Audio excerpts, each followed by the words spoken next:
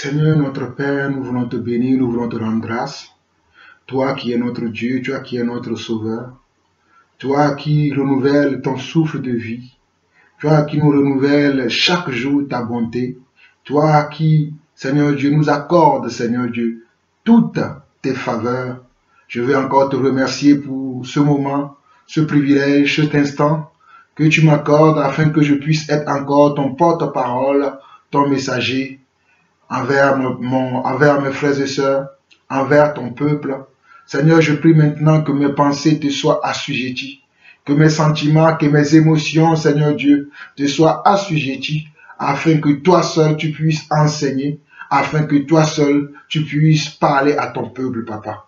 Seigneur, viens recadrer, viens corriger, viens montrer la voie, et surtout, Seigneur Dieu, oh Papa, viens donner, Seigneur Dieu, le ton à tout le monde, afin que nous puissions, Seigneur Dieu, marcher selon ton ton, marcher selon ton temps, et surtout, Seigneur Dieu, faire ce que toi tu attends de nous, Papa. Viens nous éclairer afin que tout ténèbre qui est encore en nous, qui est encore dans nos pensées, qui est encore dans notre caractère, qui est encore dans notre attitude, qui est encore dans nos comportements, Seigneur Dieu, viens nous éclairer afin que nous puissions marcher dans ta lumière, car tu es un Dieu de lumière, Papa. Éternel mon Dieu, bénis mes frères et sœurs à travers le monde, Papa. Soutiens, Seigneur Dieu, ceux qui traversent des épreuves. Oh, Papa, guéris ceux qui ont besoin d'être guéris. Apporte des réponses à ceux qui attendent des réponses de toi. À toi seul la gloire, l'honneur, la puissance pour des siècles. Au nom de Yeshua, notre Seigneur et notre Sauveur, nous avons ainsi prié. Amen. Alors, mes chers frères et sœurs, à travers le monde, surtout pour vous qui nous recevez par le biais de WhatsApp, vous écoutez la voix de votre serviteur, le serviteur Jean-Paul Laosson.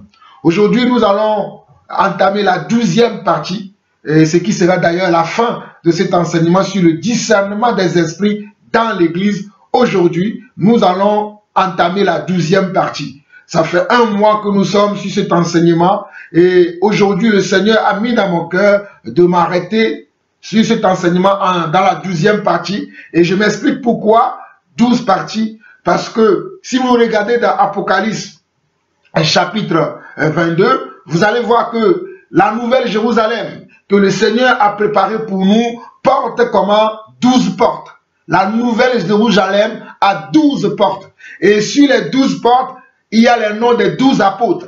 Sur les 12 portes, il y a les noms des 12 apôtres et il y a également les noms des 12 tribus d'Israël. Donc le Seigneur veut aussi que je m'arrête sur cet enseignement qui est le discernement des esprits. Le Seigneur veut que je m'arrête en 12 parties et peut-être je continuerai et toujours l'enseignement sur l'esprit et avec d'autres compléments. Mais sur l'enseignement sur le discernement des esprits, je vais m'arrêter aujourd'hui dans la 12e partie et nous continuerons toujours à parler sur le discernement des esprits dans d'autres exhortations, dans d'autres enseignements, mais sur celui-là et sur cet enseignement qui est la base, qui est le socle, qui est le fondement, le Seigneur voudrait que je m'arrête en 12 parties. Et comme je viens de vous le dire, parce que la nouvelle Jérusalem porte 12 portes et il porte les noms des 12 tribus d'Israël. Donc moi aussi, je vais m'arrêter sur 12 parties dans cet enseignement sur le discernement des esprits. Alors nous allons commencer aujourd'hui. Nous allons lire Éphésiens chapitre 4 et nous allons lire du verset 8 au verset 16. Et je vais lire dans la Bible la tradition juive complète. Je vais lire dans la Bible juive complète, c'est-à-dire la Bible, mais la tradition juive complète. Et je commence la lecture. Éphésiens chapitre 4, verset 8 au verset 16. C'est pourquoi il est dit, quand il est monté dans les hauteurs, il a amené captive la captivité et il a fait des dons aux hommes. Or, que vouloir dire, il est monté, si ce n'est qu'il est d'abord descendu dans les lieux les plus bas de la terre. Celui qui est descendu, c'est aussi celui qui est monté bien au-dessus de tous les cieux, afin de remplir toutes choses. De plus, il a donné les uns comme émissaires, émissaires qui signifie apôtres, les autres comme prophètes, d'autres encore comme proclamateurs de la bonne nouvelle, proclamateurs de la bonne nouvelle qui veut dire les évangélistes, les autres comme bergers, berger qui veut dire pasteur, et enseignant, enseignant qui veut dire docteur. Verset 12, leur tâche est d'équiper le peuple de Dieu pour l'œuvre du service qui fait croître le corps du merci. Mes chers frères et sœurs, si vous regardez bien le verset 11 de Éphésiens chapitre 4, il dit de plus, il a donné les uns. Il a donné, il a fait des dons aux hommes. Déjà au verset 8, nous voyons que quand il est monté dans la hauteur, il a amené captive la captivité. Il a amené captive la captivité et il a fait des dons aux hommes. À nous les hommes, il nous a donné des dons. Il nous a fait des grâces. Il nous a donné comment des capacités. Et quand on revient au verset 11, il dit de plus, il a donné les uns. C'est-à-dire, ces dons qu'il nous a fait à nous les hommes, il a donné les uns comme émissaires, émissaires qui signifie apôtres, les autres comme prophètes, les autres comme proclamateurs de la bonne nouvelle, les autres comme bergers et enseignants. Et j'ai expliqué proclamateur, berger et enseignant tout à l'heure. Proclamateur veut dire, et de la bonne nouvelle veut dire évangéliste, berger veut dire pasteur et enseignant veut dire docteur, docteur de l'évangile de Jésus-Christ. Verset 12, il dit, leur tâche est d'équiper le peuple de Dieu pour l'œuvre du service qui fait croître le corps du Messie. C'est-à-dire, ces 5 dons, ces 5 ministères que Dieu a donnés à l'Église, leur mission, leur rôle, leur mission, leur rôle, leur tâche, c'est d'équiper le peuple de Dieu. C'est d'équiper le peuple de Dieu pour l'œuvre du service qui fait croître le corps du Messie. Pour que l'Église puisse grandir, Dieu a équipé des hommes en leur donnant des dons, en leur faisant des grâces particulières, les grâces comme apôtres, les grâces comme prophètes, les grâces comme proclamateurs de la bonne nouvelle, les grâces comme bergers et enseignants, pour équiper. Le but de ces grâces, c'est pour équiper les enfants de Dieu. Ce n'est pas pour que les enfants de Dieu aient des trans. Non, ce n'est pas ça. C'est pour équiper les enfants de Dieu pour l'œuvre du service qui fait croître le corps du Messie. Verset 13, jusqu'à ce que nous parvenions à ne faire que dans la foi et dans la connaissance du Fils de Dieu. C'est-à-dire, les équipements que ces 5 ministères, que ces 5 grâces, que ces 5 dons vont distiller dans l'Église, va amener l'Église à ce que nous devenions un dans la foi. Aujourd'hui, nous ne sommes pas encore un dans la foi. Il y a diversité de mouvements aujourd'hui. Mais le but pour lequel, la mission pour laquelle Dieu a fait ses dons à ces 5 ministères, c'est pour que nous devenions tous comment? Unis dans la foi, comme il le dit au verset 13, jusqu'à ce que nous parvenions à ne faire qu'un dans la foi et dans la connaissance du Fils de Dieu. Nous devons devenir un, c'est-à-dire nous devons avoir la même foi, c'est-à-dire qu'on soit noir, blanc, rouge ou bleu, qu'on soit riche ou pauvre, qu'on soit petit ou grand, qu'on soit vieux ou jeune, nous devons tous avoir la même foi et connaître le Seigneur Jésus-Christ. C'est pour cela que Dieu a fait des dons à nous les hommes pour que nous soyons des apôtres, des prophètes, des évangélistes, des pasteurs et docteurs, pour que vous soyez comment? Vous soyez équipés. Alléluia. Et je continue le verset 13. Jusqu'à ce que nous parvenions à ne faire qu'un dans la foi et dans la connaissance du Fils de Dieu, à l'état d'homme mûr. Il faut que nous devenions des hommes mûrs. C'est-à-dire, ces 5 grâces, ces 5 ministères vont faire que nous devenions des personnes qui sont mûres en conformité avec le modèle de maturité établi selon la stature parfaite du Messie. C'est-à-dire, lorsque nous allons devenir mûrs, nous devons être conformes au modèle de maturité. Le modèle de maturité, ce modèle a été déjà établi par qui? Par Christ. Ce modèle a été établi par qui? Par Jésus-Christ de Nazareth. Ce modèle a été déjà établi par qui? Par Yeshua le Messie. Il nous a déjà montré le modèle. Voilà pourquoi il est venu sur terre. Il a fait des œuvres, il a fait des actions, il a parlé, il a eu des comportements. Tout ce que Jésus a fait sur la terre, c'est pour que nous puissions comment? Le voir comme modèle. afin de l'imiter, afin de faire comme lui. Voilà pourquoi il est venu. Et comme il est parti, il a continué à donner des dons. Et il a donné des dons à nous les hommes qui sont appelés aux 5 ministères. C'est pour que vous soyez équipés. C'est pour que nous puissions équiper chaque membre de l'église. Chaque personne qui entre dans l'église, le Seigneur va donner ce qu'il le faut au travers de ces 5 ministères qui sont dans l'église. Verset 14 jusqu'au verset 16 où nous allons nous arrêter. Il dit, ainsi, nous ne serons plus des enfants. Quand nous serons équipés, nous ne serons plus des enfants, ballottés par les vagues et emportés par tout vent d'enseignement. Vous voyez, quand nous serons équipés, ainsi nous ne serons plus des enfants, ballottés par les vagues et emportés par tout vent d'enseignement. Comme je vous dis, il y a tout vent d'enseignement aujourd'hui, même si tous ces vents d'enseignement seraient enseignés par les soi-disant apôtres, prophètes, évangélistes, pasteurs et docteurs. Nous savons que s'il y a l'original, il y a aussi le faux. S'il y a l'original, il y a aussi le faux. Donc, les faux, ce sont ceux qui enseignent des choses qui sont des vents en contraire à ce que Jésus et ses émissaires, ses apôtres ont enseigné. Donc ainsi au verset 14 ici on nous dit, ainsi nous ne serons plus des enfants ballottés par les vagues et emportés par tout vent d'enseignement à la merci de ceux qui sont rusés. Regardez, à la merci de ceux qui sont rusés pour concevoir les moyens de tromper.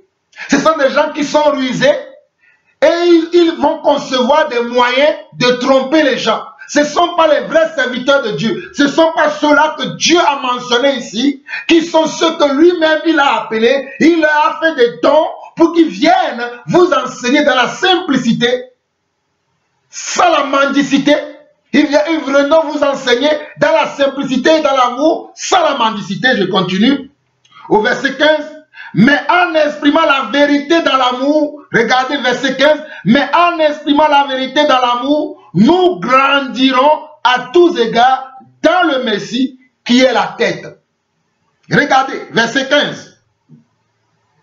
Mais en exprimant la vérité dans l'amour, dans l'un des signes, que nous allons savoir que tel apôtre, tel émissaire, tel prophète, tel proclamateur de la bonne nouvelle, tel berger ou tel enseignant est de Dieu, c'est son amour. C'est l'amour qu'il dégage, c'est l'amour pour la parole, c'est l'amour pour la vérité. Ce sont ces signes-là qui vont vous montrer que ceux-là, ce sont des vrais. Alléluia. Et je continue au verset 15. Mais en exprimant la vérité dans l'amour, nous grandirons à tous égards dans le Messie qui est la tête. Verset 16 où nous allons nous arrêter. Sous sa protection, le corps tout entier est uni et bien ajusté par toutes ses articulations dont chaque partie remplit ses fonctions. C'est ainsi que le corps grandit et s'édifie dans l'amour. Regardez bien le verset 16. Sous sa protection. Sous la protection de qui? Sous la protection de la vérité, sous la protection de Jésus, sous la protection de Yeshua, le Messie. Le corps tout entier, c'est-à-dire toute l'Église, le corps tout entier est uni et bien ajusté par toutes ses articulations, dont chaque partie remplit ses fonctions. Donc chaque partie va remplir comment? Ses fonctions. C'est ainsi que le corps grandit et s'édifie lui-même et s'édifie dans l'amour. Donc dans Éphésiens chapitre 5, nous allons lire simplement le verset 1 et 2 d'Éphésiens chapitre 5 qui dit également ceci. Imitez donc Dieu. Vous voyez? Donc imitons donc qui? Jésus-Christ. Donc Dieu c'est Jésus. Car Dieu s'est représenté en Jésus. Donc il dit, imitez donc Dieu comme ses enfants bien-aimés et conduisez-vous dans l'amour comme le Messie nous a aimés, lui qui s'est livré pour nous comme une offrande et un sacrifice dont le parfait est agréable à Dieu. Vous voyez? Donc nous devons imiter Christ. Donc les enseignements que nous donnons, le but c'est que nous puissions imiter Christ. Donc dans Éphésiens chapitre 5, le verset 1, 2, il dit, imitons donc Dieu comme ses enfants bien-aimés et conduisez-vous dans l'amour comme le Messie nous a aimés, lui qui s'est livré pour nous comme une offrande et un sacrifice dont le parfum est agréable à Dieu. Alléluia. Donc c'est ce que nous cherchons de faire. Nous voulons imiter qui? Christ. Moi je cherche à imiter Christ. Et je peux vous assurer que le Seigneur m'a fait un don d'émissaire, c'est-à-dire un don d'apôtre dans l'église, afin que je puisse équiper l'église. C'est la grâce que Dieu m'a donnée, et cette grâce-là, c'est pour équiper l'église, c'est pour donner tout ce qui peut manquer à l'église, tout ce qui peut manquer aux enfants de Dieu, tout ce qui peut échapper aux enfants de Dieu. Dieu m'a fait cette grâce afin que je puisse vous les donner. Ce n'est pas à moi, c'est à lui. Mais il me l'a donné afin que moi aussi je puisse le donner en retour à son peuple, à ceux qu'il a appelés pour qu'ils viennent dans son église. Mais puisque nous voulons imiter Dieu, mes chers frères et sœurs, puisque nous voulons imiter Dieu, quel est le message que Jésus a donné sur terre? Quel est le comportement qu'il a eu sur terre? Quel est le caractère qu'il a eu sur terre? Qu'est-ce que Jésus a concrètement fait? Parce qu'aujourd'hui, nous voyons des vagues, des mouvements. Il y a des mouvements de ceci, des mouvements de cela. Il y en a ceux qui croient à telle chose et d'autres qui ne croient pas. Et il y a beaucoup de religions aujourd'hui. Il y a plein de choses. Mais qu'est-ce que Jésus a concrètement fait? C'est ce que nous allons essayer de voir dans cette deuxième partie de l'enseignement sur le discernement des esprits. Et nous allons aller directement dans Amos 3. Amos 3, le verset 3. Amos 3, 3 qui dit ceci. Amos 3, le verset 3, qui dit ceci rapidement. Nous allons commencer par Amos. Amos, le prophète Amos. Alléluia. Amos, c'est après Joël. Et Amos, chapitre 3, le verset 3 dit ceci. Deux hommes marchent-ils ensemble sans être concertés? Deux hommes peuvent-ils marcher ensemble sans être concertés? C'est-à-dire sans se dire pour quel but ils veulent se mettre ensemble, pour quel but ils veulent marcher ensemble, pour quel but, pour quel objectif ils veulent marcher ensemble. Voilà pourquoi Amos 3, le verset 3 dit, deux hommes peuvent-ils marcher ensemble sans être concertés? Préalablement, ils doivent se concerter pour dire, nous voulons avoir un partenariat, nous voulons être des amis, mais voilà le fondement de notre amitié. Voilà les règles de notre amitié. Voilà ce que nous devons respecter dans notre amitié, dans notre partenariat, dans notre mariage. Voilà ce que nous devons respecter. Voilà pourquoi Amos 3.3 dit, deux hommes marchent ensemble sans être concertés. Quand Dieu est venu sur la terre, il est venu pour que nous marchions avec lui. Mais il nous a donné le modèle. Il nous a montré, il nous a dit les règles, il nous a montré ses commandements. Il a dit que si nous faisons ces commandements, nous serons comment? Ses disciples, nous serons ses amis. Jean 15. Il nous a dit, tous les messages que Jésus donnait, ce sont des commandements, ce sont ses principes, ce sont les objectifs, ce sont comment les buts pour lesquels nous pouvons dire que nous lui appartenons. Si nous ne pratiquons pas ces choses, nous ne pouvons pas dire que nous lui appartenons. Mais si nous pratiquons ces choses, là nous pouvons dire que nous lui appartenons. Matthieu chapitre 18. Matthieu chapitre 18. Matthieu chapitre 18, nous allons lire du verset 19 au verset 20. Matthieu chapitre 18, verset 19 au verset 20. Je vous dis encore, là c'est encore Jésus qui parle. Il dit, je vous dis encore que si deux d'entre vous s'accordent sur la terre pour demander une quelconque chose, elle leur sera accordée par mon Père qui est dans les cieux. Regardez que Jésus va dire ici encore que si deux personnes s'accordent sur la terre, s'accorder veut dire se lier. S'accorder veut dire se lier. Quand on s'accorde, on a la même pensée, on a la même vision, on a la même foi, on a les mêmes objectifs, on a le même amour. C'est ça ce qui veut dire le mot s'accorder. Dans le monde, lorsque vous obtenez un emploi, l'employeur va rédiger un contrat.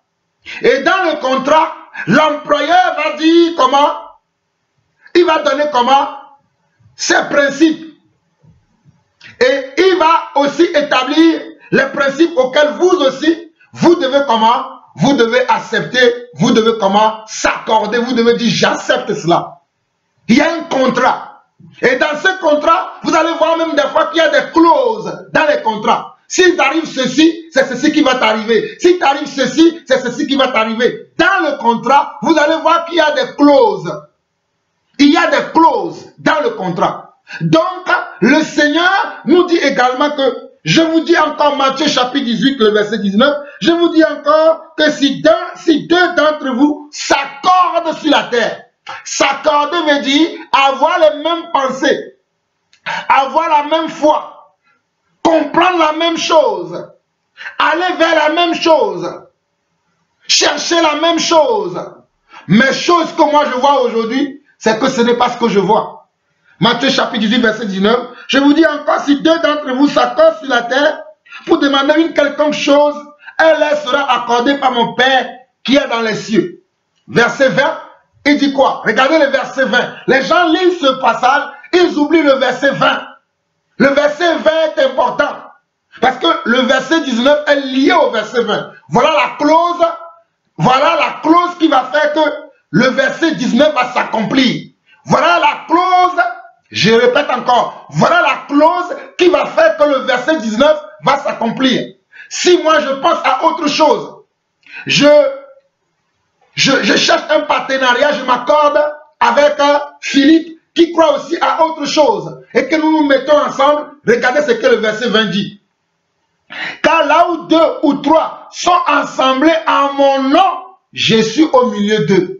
Donc, pour que ce que Philippe et moi nous avons décidé soit accompli, il faut que nous soyons assemblés. Il faut que notre partenariat soit selon le nom de Jésus-Christ. Il faut que notre partenariat soit en Christ et non pas nos ambitions personnelles, pas nos envies charnelles, pas notre orgueil, pas nos plaisirs. Non. Quand il dit au verset 20, il dit car. Il y a un car, ça veut dire mais. Il y a un mais là-bas pour que le verset 19 s'accomplisse. Il dit car là où deux ou trois sont assemblés, là où deux ou trois sont assemblés, c'est-à-dire s'accordent, se rassemblent, se réunissent à mon nom. Mais le nom de Jésus-Christ, nous avons vu que le nom de Jésus-Christ c'est la parole. Quel est le nom de Jésus? Le nom de Jésus c'est quoi? On nous dit car Dieu est esprit. Et Jean 4 le dit, car Dieu est esprit, et il faut que tous ceux qui l'adorent en esprit et en vérité. Car Dieu est esprit, Jean 4, et il faut que tous ceux qui l'adorent en esprit et en vérité. Voilà pourquoi dans nos assemblées, malgré que nous nous accordons et que nous demandons des choses à Dieu, ces choses ne s'accomplissent pas. Nous ne les recevons pas parce que nous n'adorons pas le Seigneur comme il faut. En esprit et en vérité. Parce que notre adoration n'est pas vraie. Je répète encore. Parce que notre adoration, nos accordements ne sont pas selon le Seigneur. Il y a beaucoup de gens qui se réunissent. Il y a des gens qui viennent à l'église. Certains viennent parce qu'ils cherchent le mariage. D'autres viennent parce qu'ils cherchent le travail. D'autres viennent parce qu'ils cherchent comment? Un enfant. D'autres viennent parce qu'ils cherchent des partenariats, des gens qui vont venir dans leur boutique faire les achats. Donc, vous voyez que nous n'avons pas le même but quand nous sommes dans l'église. Nous ne cherchons pas la même chose.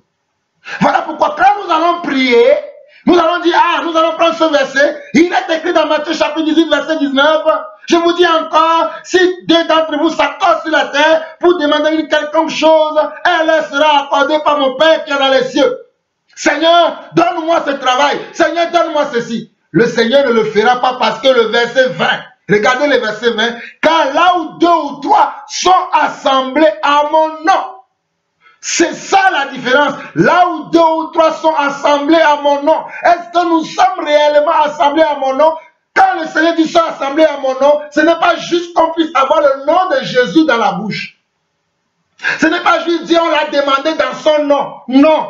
Le Seigneur va au-delà de demander dans son nom. Est-ce que dans ton cœur, tu confesses Jésus? Est-ce que dans ton cœur, tu aimes Jésus? Est-ce que dans ton cœur, tu es soumis à la vérité de Jésus? Est-ce que dans ton cœur, es-tu soumis à l'Esprit de Dieu? Si dans ton cœur, tu n'es pas soumis à l'Esprit de Dieu, si dans ton cœur, tu ne préserves pas ta langue du mal, le Seigneur n'exaucera pas vos prières.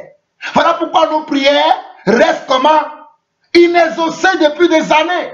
Et on dit, mais Seigneur, pourquoi je prie? Je prie quand même dans le nom de Jésus. Mais il y a quelque chose que tu ignores. Tu pries dans le nom de Jésus, il est bien vrai que tu pries dans le nom de Jésus, mais ton cœur n'est pas droit, ton cœur n'est pas juste, parce que la Bible déclare que c'est celui qui sonde les cœurs et les reins. C'est celui qui sonde les cœurs et les reins. Quand bien même que des fois nous ne savons pas prier. Dans Romains chapitre 8, il est dit que quand nous prions, des fois même nous ne savons même pas ce que nous devons demander. Mais l'Esprit lui-même nous vient en aide quand nous sommes dans la vérité. Oh alléluia, quand nous sommes dans la vérité, l'Esprit de Dieu lui-même va interférer parce qu'il va dire non mais toi tu pries pour ça, mais prie plutôt pour ça. L'Esprit va venir à notre aide, pas des soupirs inexprimables, pas des balbutiements de la bouche, afin que le Seigneur comprenne la pensée de l'Esprit. J'espère que vous comprenez cela. C'est très important, ça c'est le fondement, les bases. Si tu te lis avec les gens, il y a des gens qui ne croient pas que Jésus est le Père, est encore Dieu. Il y a des gens qui ne le croient pas. Il y a des gens qui croient que Jésus est simplement le Fils. Tu vas t'aligner avec cette personne. Vous allez prier, vous allez obtenir quoi? Vous n'avez pas la même foi. Il y a des gens qui ne croient pas au baptême. Mais vous dites que vous êtes des frères. Tu vas prier avec eux. Vous allez obtenir quoi? Il y a des gens qui ne croient pas à la résurrection. Il y a des gens qui ne croient pas au miracle. Il y a des gens qui ne croient pas que Dieu peut être en tout lieu. Il y a des gens qui ne le croient pas. Mais toi, tu vas te réunir avec ces personnes sous prétexte qu'ils disent qu'ils sont aussi des enfants de Dieu. Comme je vois aujourd'hui les gens qui vont dire aux catholiques que Dieu vous bénisse. Pour moi, un catholique n'est pas un enfant de Dieu. Je le dis clairement, pour moi un catholique n'est pas un enfant de Dieu. Parce que dans le catholicisme, tout ce que le catholicisme enseigne, ce sont des choses qui sont contraires à la volonté de Dieu. Mais ils ne sont pas des enfants de Dieu. Maintenant, Dieu est libre, Dieu est souverain. Si quelqu'un prie là-bas et que Dieu les ose, Dieu est souverain. Mais pour moi, ce que je sais selon la vérité de la parole, quelqu'un qui est dans la religion catholique, quelqu'un qui est mormon, quelqu'un qui est témoin de Jéhovah, quelqu'un qui s'identifie à un homme, à une religion quelconque, n'est pas dans la vérité. Parce que Jésus n'est pas une religion. Jésus n'est pas une religion. Quelqu'un qui s'identifie dans une religion, qui s'identifie dans quelqu'un, qui ne s'identifie pas au Messie, nous devons nous identifier. Mais notre identité, nous devons le trouver dans le Messie, dans Yeshua le Messie. Mais en dehors de Yeshua le Messie, il n'y a pas la vie. En dehors de Yeshua le Messie, il n'y a pas la lumière. En dehors de Yeshua le Messie, il n'y a pas comment la justice. En dehors de Yeshua le Messie, il n'y a rien, il n'y a que le chaos, il n'y a que le tohu-bohu. Il n'y a que dans le Messie qu'il y a la vérité. Mais être dans le Messie voudrait dire que je dois marcher selon sa parole, je dois parler et agir selon sa parole. Voilà pourquoi il nous a donné le modèle de la parole. Mes frères et sœurs, vous allez comprendre encore mieux. Continuons. Allons également rapidement dans Matthieu chapitre 10. Matthieu chapitre 10. Nous allons lire du verset 32 au verset 41 qui dit ceci. C'est pourquoi, regardez, là c'est Jésus lui-même qui parle. Voilà pourquoi j'ai commencé à vous dire, nous devons chercher à imiter Jésus-Christ. Nous cherchons à imiter Yeshua le Messie. Nous n'imitons pas les hommes. Nous pouvons imiter même les hommes, mais les hommes qui sont selon le modèle de Yeshua le Messie. Je ne peux pas imiter n'importe qui et n'importe quoi. Je peux imiter que celui en qui je vois Christ. Alléluia. Je continue. C'est pourquoi quiconque se déclare publiquement pour moi, je me déclarerai moi aussi pour lui devant mon Père qui est dans les cieux. Vous voyez ce que je dis? Quiconque se déclarera publiquement pour moi, C'est déclarer publiquement pour Jésus-Christ. Cela ne veut pas dire simplement comme on vous a dit dans certaines assemblées, dire je reconnais Jésus-Christ comme mon Seigneur et mon Sauveur. C'est faux, ce n'est pas ça. C'est déclarer publiquement pour Jésus-Christ, c'est-à-dire accepter que la parole de Jésus-Christ là, c'est ça qui est la vérité. Ce n'est pas juste avoir le nom de Jésus-Christ dans la bouche. Le nom de Jésus-Christ n'est pas une formule magique.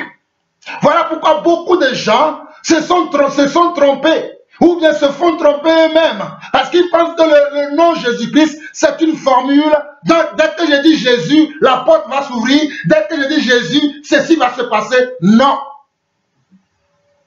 Il faut que toi et Jésus, vous puissiez avoir comment? Un contrat. Il faut que toi et Jésus, vous puissiez comment? Vous puissiez avoir comment? Un contrat. Il faut que Jésus te connaisse et que toi aussi tu le connaisses. Et comment est-ce que tu connaîtras Jésus? Tu le connaîtras au travers de son esprit, au travers de sa parole, en gardant ses commandements. Jean chapitre 15. Si tu ne gardes pas, tu peux prononcer le nom de Jésus-Christ, mais rien ne se passera. Parce que il ne te connaît pas. Voilà pourquoi il a dit dans Matthieu chapitre 7 que des gens diront ce jour-là, nous avons fait ceci en ton nom. Nous avons dit ceci en ton nom. Nous avons même fait cela en ton nom. Mais Jésus dira que je ne vous connais pas. Éloignez-vous de moi, vous qui commettez l'iniquité. Donc dans Matthieu chapitre 10, à partir du verset 12, il dit, c'est pourquoi quiconque se déclarera publiquement pour moi, je me déclarerai moi aussi pour lui devant mon Père qui est dans les cieux. Mais quiconque me reniera devant les hommes, je le renierai aussi devant mon Père qui est dans les cieux. Là, vous comprenez encore. Jésus explique maintenant encore profondément ses propos sans penser. Il dit quiconque me reniera. Et comment est-ce qu'on renie Jésus? On renie Jésus en s'écartant de sa parole, en s'éloignant de sa parole, en s'éloignant de ce qu'il nous a enseigné, en ne gardant pas sa parole telle qu'elle l'avait annoncée, telle qu'elle a été annoncée par même les émissaires, c'est-à-dire les apôtres, par les premiers croyants. Si nous nous éloignons de cela, c'est que nous renions Christ. Si nous ne faisons pas les mêmes choses, je dis bien, si nous ne gardons pas le même modèle, alléluia, le même modèle des apôtres, nous sommes disqualifiés. Nous avons renié Christ. Je répète encore, si nous ne gardons pas le même modèle des apôtres, nous sommes disqualifiés. Nous avons renié Christ. Voilà ce que l'Écriture veut dire. Je continue. Verset 34. Ne croyez pas que je sois venu apporter la paix sur la terre. Je ne suis pas venu apporter la paix, mais l'épée. Beaucoup d'entre vous, vous croyez que Jésus est venu apporter la paix. Mais Jésus lui-même, de sa propre bouche, il nous dit qu'il n'est pas venu apporter la paix, mais il est venu apporter quoi? L'épée. Alléluia. Quelle épée? Nous continuons. Regardez verset 35. Car je suis venu mettre la division entre l'homme et son père, entre la fille et sa mère, entre la belle-fille et sa belle-mère. Le temps est donné.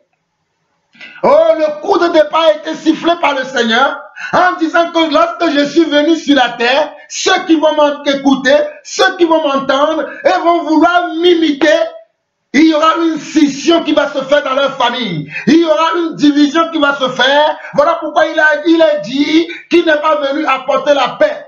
Quand je dis que les catholiques ne sont pas enfants de Dieu, les membres de ma famille qui sont catholiques vont me dire, mais de quoi il parle-t-il? Voilà la division. Quand je dis que les témoins de Jéhovah ne sont pas enfants de Dieu, les membres de ma famille, ceux qui me connaissent, qui vont écouter ce propos, vont dire de quoi? Pourquoi il parle comme ça? Vous voyez, la division, elle a déjà. Quand je vais dire que ceux qui pensent que manger tel truc est un péché, ou ceux qui pensent que ne pas faire telle chose est un péché, qui n'est pas conforme à l'écriture, mais eux ils le font, ils vont dire quoi? Que je suis perdu. Parce que les catholiques croient que même quand quelqu'un meurt, on peut prier pour la personne et la personne aura le salut. Alors qu'il est écrit dans Hébreux chapitre 9, il est écrit dans Hébreux chapitre 9, qu'il est réservé à l'homme de mourir une seule fois. Il est réservé à l'homme de mourir une seule fois, d'après quoi vient le jugement de Dieu. Il est réservé à l'homme de mourir une seule fois, d'après quoi vient le jugement de Dieu. Donc après la mort, il n'y a rien qu'on peut faire pour quelqu'un. Avant que la personne ne décède, il doit faire son choix. Mais il y a des religions qui prétendent qu'il y a la réincarnation, qu'il y a ceci, alors que la parole de Dieu ne le dit pas. Jésus n'a pas enseigné ces choses. Ce sont des exemples.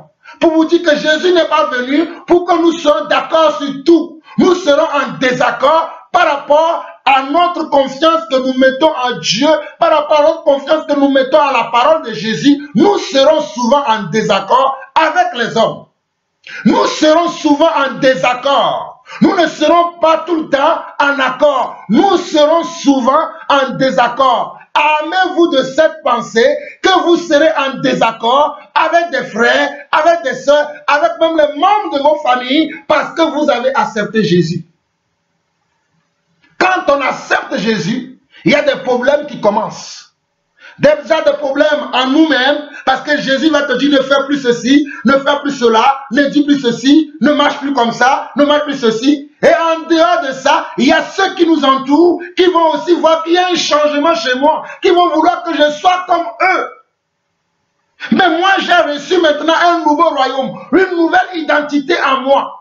Une nouvelle naissance. Je ne suis plus l'ancienne personne que j'ai été. Par exemple, il y a des gens qui me connaissent. Moi, sur ma carte d'identité, on m'appelle Monsieur Lawson Élu Gatry Laté Jean-Paul. Et j'ai des amis qui m'ont connu sur ce nom. Alléluia. J'ai des amis avec qui j'ai fréquenté, j'ai des amis avec qui j'ai grandi, mais aujourd'hui quand je parle, ces amis se demandent, mais pourquoi ils parlent comme ça? Ils ne savent pas que moi, entre-temps, j'ai eu une nouvelle naissance. J'ai des amis avec qui on a été souvent en boîte, mais quand la nouvelle naissance a commencé dans ma vie, même ma famille, ils ne me comprenaient pas. Ils disaient que non, c'est parce qu'il veut aller en... Mes chers frères et sœurs, je vais vous donner un bref témoignage. Lorsque le Seigneur a commencé à travailler dans ma vie, à travailler dans mon caractère, pour que je quitte réellement le monde, les premières personnes qui ont dit que non, ce monsieur-là, il est en train de se perdre, c'était ma propre famille. Parce que j'aimais beaucoup les boîtes de nuit à l'époque, j'aimais beaucoup la fête, et j'ai commencé à ne plus aimer la fête. Et j'ai commencé à ne plus aller en boîte. Et je me rappelle que quand mes frères qui étaient en Europe, ma famille qui était en Europe, vous savez que les Européens aiment beaucoup les fêtes. Ils aiment beaucoup là où il y a des ambiances. Quand ils revenaient de l'Europe et que moi, ils voulaient m'amener en boîte, et que je disais que non, je ne vais plus en boîte, ils disaient que non. C'est parce que comme on l'a abandonné ici, en Afrique, quand il va venir en Europe, vous allez voir, il va aller en boîte. Il va recommencer à aller en boîte. Là, il est en train de nous jouer le malheureux. Il est en train de jouer le malheureux. Sauf qu'il ne comprenait pas qu'il y a un changement que Dieu a fait à l'intérieur de moi. Il y a un changement que Dieu a fait dans mon cœur. Il y a un changement de comportement que Dieu a fait. Il ne le comprenait pas. Chemin faisant, ils m'ont quand même aidé. Ce sont mes frères. Je suis arrivé en Europe. Et quand je suis venu en Europe, j'ai continué à avoir la même attitude. Certains d'entre eux pensaient, ils ont dit non, c'est parce qu'il n'a pas encore de travail, c'est parce qu'il n'est pas bien posé. Vous allez voir, quand il sera bien posé, il va changer. Mais entre-temps, j'ai gardé le cap. Et ces mêmes personnes, lorsqu'ils vont parler de moi chez d'autres personnes, ils vont dire, ah, laissez notre frère là, lui c'est un pasteur. Ben, au départ, ils ne m'ont pas cru. Et d'autres parmi eux pensent toujours que je suis perdu. D'autres parmi eux pensent toujours que je suis perdu. Voilà la division dont Jésus parle. Je continue. Verset 35 au verset 41 dit, car je suis venu mettre la division entre l'homme et son père, entre la fille et sa mère, entre la belle-fille et sa belle-mère, et l'homme aura pour ennemi les gens de sa maison. Celui qui aime son père ou sa mère plus que moi n'est pas digne de moi. Et celui qui aime son fils ou sa fille plus que moi n'est pas digne de moi. Ici, ça peut être celui qui aime son travail. Ça peut être celui qui aime ses affaires. Ça peut être celui qui aime le monde. Ça peut être celui qui aime telle autre chose. La liste ici n'est pas exhaustive. La liste ici n'est pas terminée. C'est une liste exhaustive. Jésus donne simplement comment un exemple. Ça dépend de ce que tu mets au-dessus de Dieu.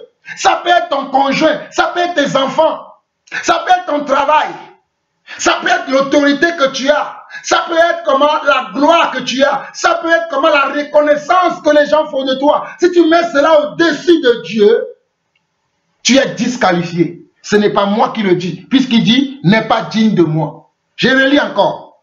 Verset 35 au verset 41.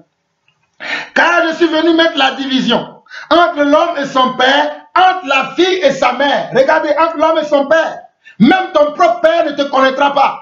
Comme moi, quand je parle aujourd'hui à ma mère, des fois elle s'offusque. Des fois elle me dit, pourquoi tu me parles comme ça? Parce que j'ai été le premier à croire. C'est moi-même qui a commencé à parler de l'évangile à ma mère. Aujourd'hui, ma mère croit, mais quand je vois ses anciens, quand je vois ses comportements, il y a des choses à régler, il y a des choses à dire, et quand je lui parle, des fois elle s'énerve et me dit, qu'est-ce que tu veux me dire? C'est moi qui t'ai mis au monde, tu n'as rien à m'apprendre. Et je lui dis, maman, excuse-moi, je suis désolé, mais la vérité qui m'a affranchi, dans cette vérité, voilà ce que tu dois faire. Voici comment tu dois te comporter. Voilà les choses que tu dois faire maintenant. Parce que ma mère aussi était catholique comme moi. Mais Dieu nous a sortis de cette religion. Et comment maintenant? Il faut l'équiper. Il faut qu'elle soit équipée. Et des fois je lui dis, ne va pas à tel endroit, ne va pas ceci, ne fais pas cela, fais attention. Elle me dit, mais pourquoi tu me... Je dis, parce que tout ce que tu vois qui brille n'est pas de l'or. Et souvent nous sommes en désaccord. Et je comprends cette parole. Et je prie que le Seigneur lui ouvre les yeux afin qu'elle aussi, elle puisse comprendre la même chose. Et je prie qu'elle puisse trouver, parce qu'elle est à 6 km de là où je suis, je le vois de temps en temps, mais elle est à 6 km de là où je suis, afin que je partage avec elle tous les jours. Donc quand j'ai l'occasion de partager avec elle, elle comprend. Elle comprend des fois. Des fois c'est difficile pour elle à accepter. Si tu venais de son fils, mais je ne suis plus son fils qu'elle a mis au monde, qu'elle a allaité, mais je suis maintenant un enfant de Dieu. Je ne suis plus né selon la volonté de la chair et le sang, selon Jean 1, le verset 12 à 14. Je suis maintenant né selon l'Esprit de Dieu, alors mes paroles seront comme la parole de Dieu. Ça va lui faire mal, mais c'est la volonté de Dieu. Voilà pourquoi il dit ici, verset 35 au verset 41 maintenant, car je suis venu mettre la division entre l'homme et son père, entre la fille et sa mère, entre la belle-fille et sa belle-mère, et l'homme aura pour ennemi les gens de sa maison. Nos ennemis, nos premiers ennemis, ce seront les membres de nos familles, ce seront les gens avec qui nous avons grandi ensemble, ce seront les gens avec qui nous avons fréquenté. Quand ils vont nous écouter, quand ils vont nous voir, ils vont dire, mais qu'est-ce qui lui arrive, il est devenu fou. Ben oui. Quand beaucoup de mes amis, ceux qui m'ont connu dans le passé, peu sont ceux qui, quand ils me voient, ils sont contents. Je rends grâce à Dieu qu'il y en a certains, il y en a quelques-uns, quand ils me voient, ils sont contents. Ils disent, oh mon frère, parle-nous encore de l'évangile. Mais il y en a d'autres, quand ils me voient, ils disent, oh, laissez celui-là, c'est un orgueilleux. Il croit qu'il est arrivé. Ici, ils ne veulent même pas me sentir. Ça ne dépend pas de moi, mais ça dépend de l'esprit que j'ai reçu. Ça dépend de l'amour que j'ai reçu. Ça dépend de la foi que je dégage. Parce que cette foi s'exprime dans mon comportement, dans mon parler, même dans mes façons de faire, dans mes choses que je fais, ça se voit. Même mes propres frères, je dis mes propres frères, on est nés des mêmes parents. Quand il y a des choses dans la famille, il y a des décisions à prendre, moi je prends les décisions selon la parole. Pourtant, j'ai des frères qui se disent aussi enfants de Dieu, mais quand ils prennent leurs décisions, je vois que leur décision est contraire à la parole de Dieu. Non, je ne m'associe pas à cela. Et ils se disent, mais pourquoi? Parce que je ne suis pas comme eux. Alléluia. Voici pourquoi le Seigneur a dit qu'il est venu mettre la division. La division va se voir dans tout ce que nous faisons. C'est ça le discernement des esprits. Nous sommes sur l'esprit de la vérité et l'esprit de la vérité va nous pousser à avoir des comportements, à avoir des attitudes, à avoir des façons de faire qui ne va pas plaire à tout le monde. Certes, nous avons des frères, certes, nous sommes liés à certaines personnes pour la vie. Nous n'avons pas choisi nos familles dans lesquelles nous sommes nés, mais nous avons choisi d'accepter le Seigneur. Nous avons choisi d'être en contrat, de marcher en alliance avec le Seigneur. Donc nous sommes comment? Nous devons respecter cette alliance, nous devons respecter ce contrat. Comme dans le monde, quand tu signes un contrat de travail, si tu ne le respectes pas, tu seras licencié. Des fois même tu es licencié, mais tu dois payer des dommages à ton entreprise. Je dis même des fois quand on est licencié, on doit payer des dommages à l'entreprise parce qu'on a causé un tort à l'entreprise. Et croyez-vous que le Seigneur Dieu, quand nous allons nous lier à lui, il y a pas un contrat. Il y a un contrat. Et ce contrat, c'est que nous marchions comme lui. C'est que nous parlions comme lui. C'est que nous agissons comme lui. C'est que nous soyons comme lui. En d'autres mots. Voilà pourquoi il va dire, au verset 38, il va dire, celui qui ne prend pas sa croix et ne me suit pas n'est pas digne de moi. Celui qui conservera sa vie la perdra. Et celui qui perdra sa vie à cause de moi la retrouvera. Vous voyez? Celui qui veut conserver sa vie, conserver ses habitudes, conserver ses manières de faire, conserver son éducation. Je me suis rééduqué dans le Seigneur. Et je continue à me rééduquer car la parole de Dieu m'enseigne et me permet de me rééduquer.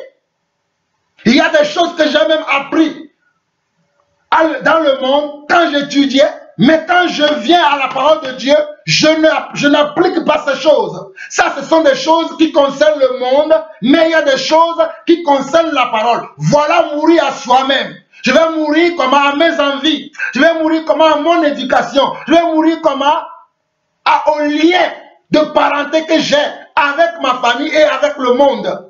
Puisque je suis un humain qui est encore dans le monde, mais la Bible dit que nous sommes étrangers et voyageurs sur la terre. La terre n'est pas notre destination. La terre n'est pas notre lieu final. Mais nous sommes étrangers et voyageurs sur la terre, donc nous ne devons pas nous attacher à la terre. Voilà le contrat de Jésus. Mais toi, tu veux t'attacher à la terre, tu prends la terre comme appui, tu prends la terre comme si c'était à toi, mais la terre sera détruite. Voilà pourquoi le Seigneur dit, vous êtes dans le monde, mais vous n'êtes pas du monde. Donc notre comportement, notre manière de parler, nos commentaires. Il y a des enfants de Dieu qui sont dans tous les commentaires. Ils sont dans tout. Ils n'ont aucune retenue. Ils sont dans tout. Apprenons à être retenus. Il y a des choses dans lesquelles vous ne me verrez jamais m'aligner sur ces choses. Ça ne me concerne pas. Et si d'ailleurs je dois parler, je vais annoncer une sagesse, alléluia. Car la bouche d'un enfant de Dieu annonce la sagesse de Dieu. Ça n'annonce pas les choses que je vois aujourd'hui. Et je continue, verset 40. Celui qui vous reçoit, me reçoit. Regardez. Oh, alléluia. Celui qui vous reçoit. Comment est-ce qu'on va nous recevoir? On va nous recevoir en acceptant qui nous sommes. Alléluia. Si quelqu'un n'accepte pas qui tu es, bien sûr, si tu es selon l'image du Fils, si quelqu'un ne l'accepte pas, mais pourquoi tu vas traîner avec cette personne? On dit, celui qui vous reçoit, me reçoit. Et celui qui me reçoit, reçoit celui qui m'a envoyé. Voilà pourquoi au verset 41, il m'a dit, celui qui reçoit un prophète en qualité de prophète, recevra une récompense de prophète. Et celui qui reçoit un juste en qualité de juste recevra une récompense de juste. Ils recevront une récompense de juste. C'est-à-dire, ils vont recevoir la gloire de Dieu qui est en toi. Ils vont recevoir la lumière de Dieu qui est en toi. Ils vont recevoir la sagesse de Dieu qui est en toi. Ils vont recevoir la foi qui est en toi. Ils vont recevoir le caractère de Jésus qui se forme en toi. Cela va dépendre sur eux parce qu'ils te reçoivent tel que tu es. Mais s'ils ne veulent pas, tu ne pourras pas les forcer. Alléluia. Jean chapitre 9. Jean chapitre 9. Je veux que vous compreniez le discernement des esprits. Il y a deux esprits qui se battent dans le monde. Il y a l'esprit de Dieu et l'esprit du malin. Il y a l'esprit de la vérité et l'esprit de l'erreur. Il y a l'amour de Dieu et il y a comment la haine de Dieu. Alléluia. Donc dans Jean chapitre 9, nous allons lire quelques passages. L'histoire est tellement longue et comme j'ai préparé beaucoup de choses à partager avec vous, je vais lire les versets clés. Et si vous avez le temps vous-même à la maison, méditez ces passages que je suis en train de donner. Alléluia. Dans Jean chapitre 9, il est dit ceci. Jésus vit en passant un homme aveugle de naissance. Ses disciples lui posèrent cette question. Rabbi, qui a péché, cet homme ou ses parents, pour qu'il soit né aveugle? Jésus répondit, ce n'est pas que lui ou ses parents aient péché, mais c'est afin que les œuvres de Dieu soient manifestes en lui. Il dit, ce cas d'aveuglement que vous voyez là, ce n'est pas les conséquences d'un péché de ses ancêtres. Ce cas d'aveuglement là, ce n'est pas les conséquences d'un péché. Mais c'est que Dieu puisse manifester comment sa puissance, ses œuvres en lui. Voilà pourquoi ce monsieur est né aveugle et qu'aujourd'hui, Dieu va le délivrer. Parce que Jésus va faire quelque chose. Écoutez la suite de la parole. Il faut que je fasse, tandis qu'il est jour, les œuvres de celui qui m'a envoyé. La nuit vient où personne ne peut travailler. Pendant que je suis dans le monde, je suis la lumière du monde. Jésus dit que pendant qu'il est dans le monde, il est comment? La lumière du monde. Après avoir dit cela, il cracha à terre, il fit de la boue avec sa salive. Puis il appliqua cette boue sur les yeux de l'aveugle et lui dit, va et lave-toi au réservoir de Siloé. Nom qui signifie envoyé. Il alla, se lava et se retourna voyant clair. Il alla. Jésus lui a donné comment? Un ordre. Il a obéi à l'ordre et voici il a reçu comment? Sa délivrance. Verset 8. Ses voisins, regardez, il y a des problèmes qui ont commencé. Il y a des problèmes qui ont déjà commencé. Ses voisins et ceux qui auparavant l'avaient connu comme un mendiant disaient, comme je vous parlais de moi tout à l'heure, ceux qui m'ont connu auparavant, quand ils me voient aujourd'hui, beaucoup d'entre eux sont étonnés. Je vous dis la vérité, demandez à mes amis, demandez à mes camarades, demandez à ma famille. Beaucoup d'entre eux, quand ils me voient, ils me disent non, celui-là, lui est arrivé quelque chose. Ses voisins et ceux qui auparavant l'avaient connu, comme un mendiant disait, n'est-ce pas là celui qui se tenait assis et qui mendiait? Les uns disaient, c'est lui. D'autres disaient, non, mais il lui ressemble. Et lui-même disait, c'est moi. Mais lui-même, il confirmait bien que c'est moi. Il est bien vrai que vous m'avez vu aveugle, mais entre-temps, j'ai reçu la lumière de Yeshua le Messie. J'ai rencontré Yeshua le Messie et il m'a changé. Je ne suis plus l'aveugle que vous connaissiez, qui mendiait, mais aujourd'hui, comme je vois, je peux travailler, je peux faire de mes mains des choses pour gagner aussi ma vie. Donc je ne suis plus la personne que vous connaissiez avant. Mais eux, ils vont l'identifier toujours à sa vieille personne. Alléluia. Regardez, au verset 11, il répondit, verset 9, verset 11, il dit, verset 9, les uns disaient c'est lui, d'autres disaient non, mais il lui ressemble, et lui-même disait c'est moi.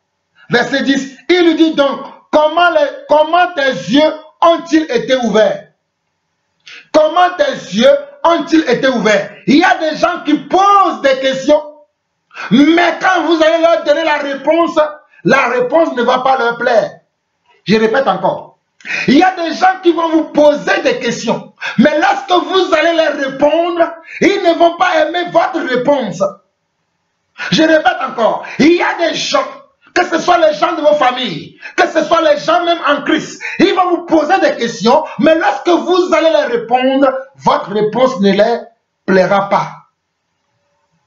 Je continue.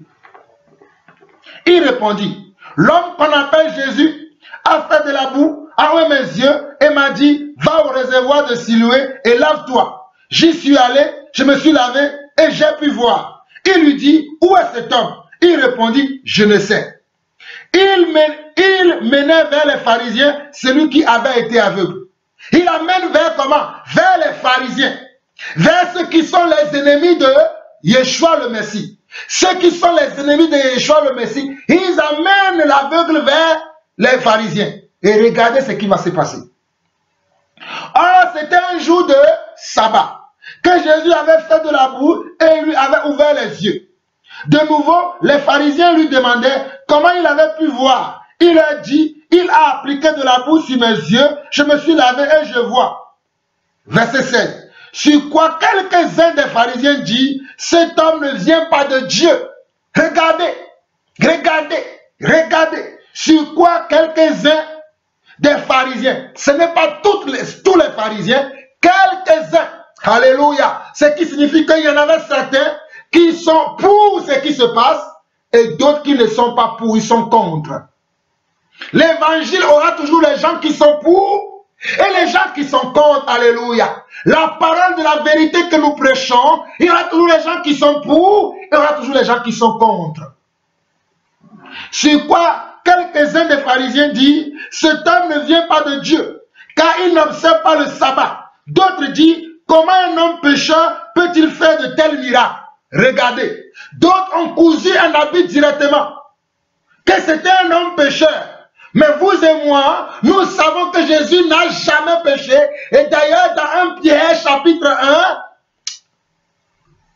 Pierre dit que l'homme dans la bouche duquel il n'a jamais été trouvé de fraude. Jésus n'a jamais fraudé. Jésus est la vérité. Il est le père de la vérité. Mais le diable est le père du mensonge. Et voici ce que les enfants de diable disent ici. D'autres disent, comment un homme pécheur peut-il faire de tels miracles? Donc ils lui ont attribué des péchés. Ils lui ont attribué des choses. Comme on nous attribuera aussi des choses qui ne seront pas vraies. Mais certains croiront à ça.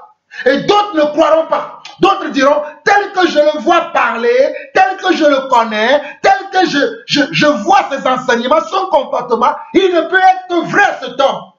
Mais d'autres diront, non, cela est normal.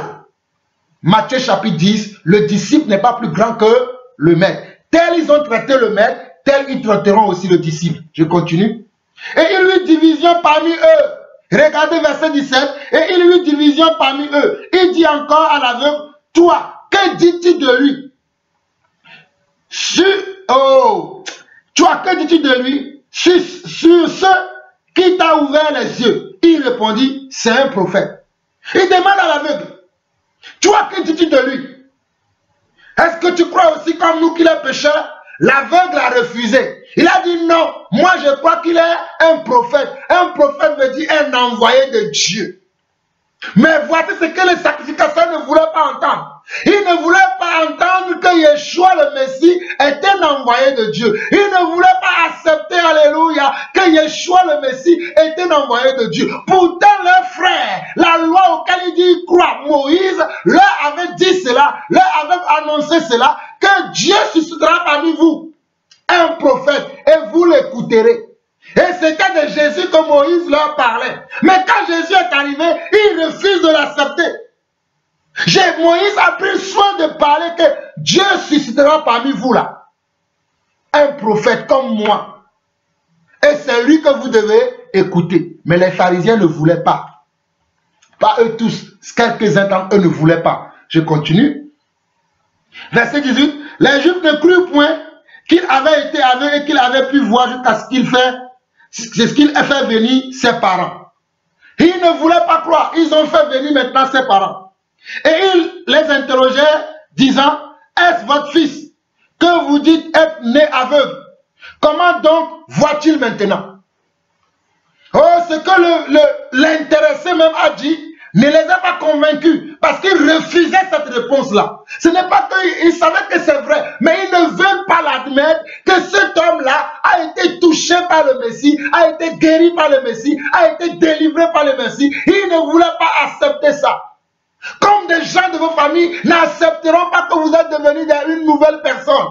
Ils vous verront toujours comme le voleur que vous étiez avant, le fornicateur que vous étiez avant. Ils vous verront toujours comme l'ambianceur que vous étiez avant. Or, entre-temps, vous avez reçu la vérité. Mais eux, ils ne vont pas le reconnaître. Ils vont vous voir toujours comme le petit enfant. Comme j'ai des oncles, j'ai des oncles de ma famille, ils me voient comme toujours le petit enfant qu'il a envoyé avant.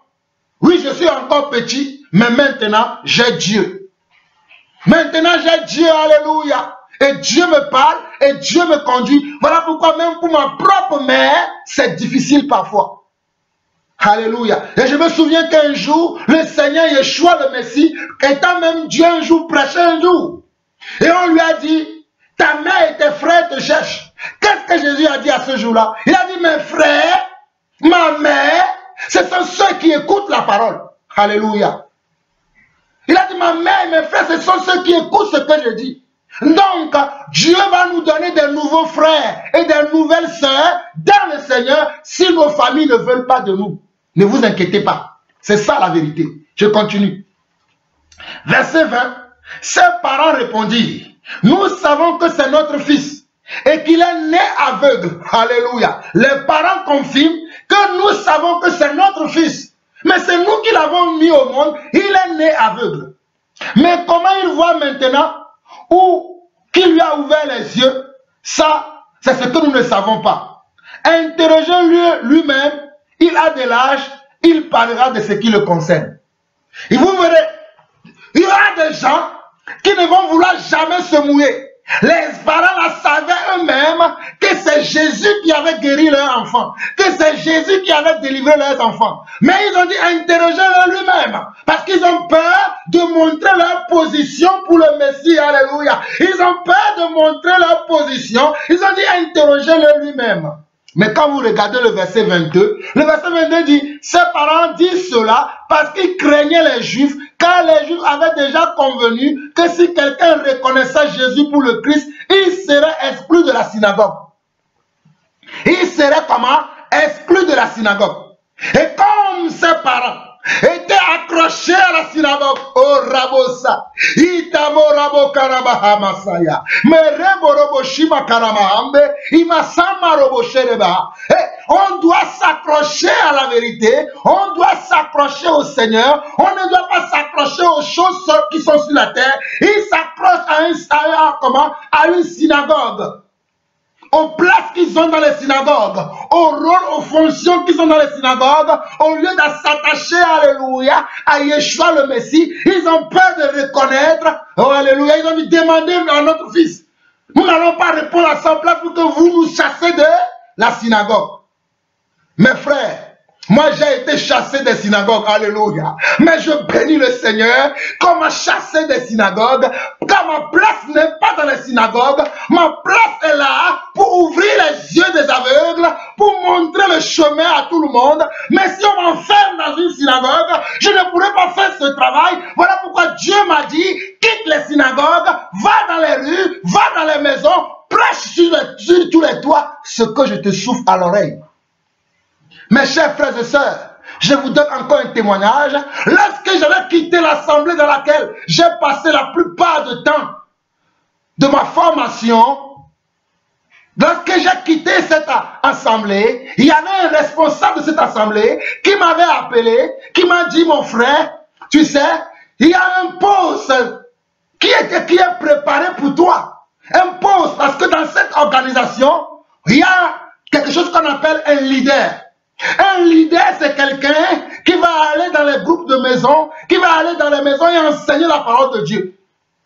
Et dans cette organisation, j'étais à un niveau, non seulement que j'étais prédicateur, que tous les week-ends, j'allais en mission, dans ma ville de mission, ma ville où j'étais prédestiné à être pasteur. Non seulement que j'allais tous les week-ends dans cette ville-là, mais en semaine, je devais aller dans les maisons pour prêcher l'évangile que je prêche là. Et dans cette organisation, comme je vous le dis, il y a des niveaux. Lorsque tu gères une ou deux maisons, tu es simplement un leader. Mais lorsque tu vas commencer à gérer 2, 3, 4, 5, 6, 8 maisons, on va t'appeler un leader zonal. C'est-à-dire, il y a des zones dans lesquelles tu es leader. C'est toi qui vas coordonner tous les gens qui sont en dessous de toi. Après, lorsque tu vas gérer toute la région, cette région-là, on va t'appeler leader régional. Et lorsque tu vas quitter cette fonction, tu vas devenir responsable de bloc. Responsable de bloc veut dire, c'est quelqu'un qui a en dessous de lui plusieurs leaders régionaux. Et c'est à ce stade-là que le responsable de l'église m'avait appelé à l'époque pour me dire, mais Jean-Paul, on t'entend dire que tu n'es pas d'accord avec ceci, tu n'es pas d'accord avec cela, tu n'es pas d'accord avec ceci, mais qu'est-ce que tu racontes? Bientôt là, tu vas être promis pour être un leader de bloc, responsable de bloc. Et toi, tu veux quitter le navire? J'ai dit à ce monsieur, oh alléluia, ceux qui connaissent leur Dieu feront des exploits. J'ai dit à ce monsieur, je m'en fiche de votre promotion que vous avez pour moi. Moi, je veux servir le Seigneur dans la vérité. Gardez votre promotion pour vous. Je m'en vais. Et j'ai quitté. Et depuis cet instant, jusqu'aujourd'hui, je ne me suis plus accroché à une telle organisation. Écoutez-moi très bien. Pour ceux qui ne me connaissent pas, qui sont nouveaux sur ma chaîne, Depuis ce jour, ça s'est passé en février 2009. Depuis 2009 jusqu'à 2022, il est vrai que j'ai fréquenté tantôt des assemblées, mais dès que je vois qu'il y a des choses qui ne sont pas conformes à l'écriture, je m'en vais. Je m'en vais. Mais regardez les parents de cet aveugle, parce qu'ils veulent garder leur position dans l'église, ils n'ont pas pu exprimer, oh alléluia, ils n'ont pas pu exprimer comment leur pensée.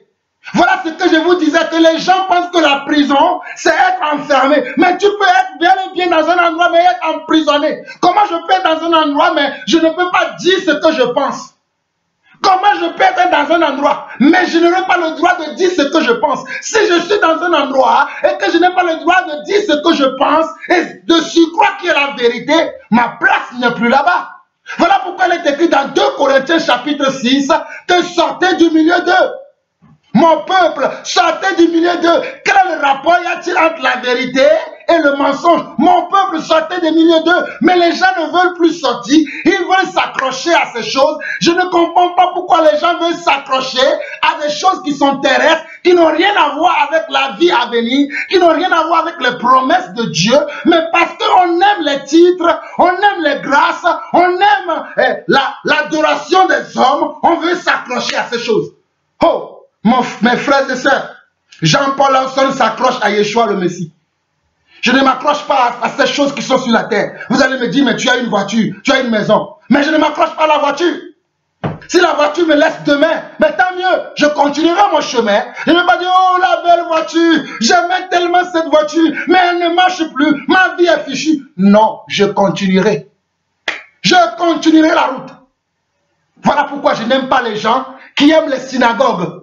Les gens qui sont les synagogues, comment je peux même les appeler? Regardez encore dans Jean 12. Vous allez me dire qu'est-ce que je raconte. Regardez dans Jean 12. Il y a encore quelque chose qui se passe là-bas dans Jean 12. Nous allons lire le verset 35 au verset 40 rapidement. Jean 12, verset 35 au verset 40. Jésus leur dit, la lumière est encore pour un peu de temps au milieu de vous. Marchez pendant que vous avez la lumière, afin que les ténèbres ne vous surprennent point. Jésus étant lui-même la lumière, il parlait aux pharisiens, il dit, pendant que la lumière est avec vous, marchez comme les enfants de lumière, il continue. Verset 36, pendant que vous avez la lumière, croyez en la lumière, afin que vous soyez des enfants de lumière. Pendant que vous avez la lumière, croyez en la lumière, afin que vous soyez des enfants de lumière. Jésus dit ces choses, puis s'en alla et se cacha l'un d'eux. Regardez, Jésus dit ces choses et s'en alla et se cacha l'un d'eux. Voilà pourquoi j'aime me cacher, alléluia, j'aime me cacher de toutes ces choses. Il se cacha. Regardez, verset 37, malgré tant de miracles qu'il avait fait, en leur présence, ils ne croyaient pas en lui. Regardez, malgré tant de miracles qu'il a fait, les pharisiens, les juifs, les sacrificateurs ne croyaient pas en Jésus. Mais toutefois, ce ne sont pas tous. Vous allez voir la suite. Verset 38. Afin que s'accomplisse la parole qu'Ésaïe le prophète a prononcée, Seigneur, qui a cru à notre prédication et à qui le bras du Seigneur a-t-il été révélé. Verset 39. Aussi ne pouvait-il croire parce qu'Ésaïe a dit encore. Il a aveuglé leurs yeux et il a endurci leur cœur, de peur qu'ils ne voient des yeux, qu'ils ne comprennent du cœur, qu'ils ne se convertissent et que je ne les guérisse. Ésaïe dit ces choses lorsqu'il vit sa gloire et qu'il parla de lui. Ésaïe n'avait même pas vu Jésus, mais il a parlé de ce qui va se passer. Parce que Dieu lui a montré en avance ce qui va se passer avec Yeshua le Messie. Et Ésaïe a prononcé ces choses. Et Jésus dit, voici ce qu'Ésaïe a vu de moi, ça s'accomplit sous vos yeux. Au verset 42, regardez, c'est là ce que je vous disais. Au verset 42, cependant, même parmi les chefs, plusieurs crurent en lui. Mais à cause des pharisiens, ils n'en faisaient pas l'aveu dans la crainte d'être esprit de la synagogue. Dans la crainte d'être esprit de la synagogue. Il y a beaucoup d'autres, des pharisiens, des sacrificateurs qui croyaient, disaient non. Ce qu'il fait cet homme-là, il ne peut être que le Messie dont Moïse nous a parlé. Non, ce qu'il fait là, non, il n'y a que Dieu qui peut faire ça. Donc c'est lui.